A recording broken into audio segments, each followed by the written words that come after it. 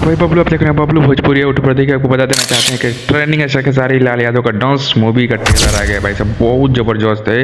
इस फिल्म में colour trading बहुत ज़बरदस्त हुआ है। फिल्म में बताया गया है कि जो खेसारी लाल यादव हैं वो मार रहे हैं, मतलब सांप का तस्करी कर रहे हैं, मतलब भूतों को बहुत ज़बरदस्त मार रहे हैं। और इस फिल्म का पटना में जो है आज प्रीमियर होने वाला है। ग्लोबल म्यूजिक जंक्शन का जो राजकुमार राव और धीरज ठाकुर इस फिल्म के निर्देशक हैं, वो कह रहे हैं कि आज फिल्म का जो है पटना में प्रीमियर होने वाला था। शायद होगा कि नहीं होगा, लेकिन फिल्म का ट्रेलर देखो मज़ा आया भाई साहब, बहुत ज़बरदस्त फिल्म का ट्रेलर है। और भोजपुरी में जब मतलब फिल्म अगर 14 तारीख को कोई फिल्म रिलीज नहीं होगा साउथ का और बॉलीवुड का, तो ये भोजपुरी फिल्म तहलका मचा देगा। मतलब भोजपुरी का नंबर 1 फिल्म बन जाएगा आने वाला, मतलब वर्तमान भविष्य में भाई साहब। बहुत ज़बरदस्त फिल्म है, हम आपको बता देना चाहते हैं इस वीडियो के माध्यम से।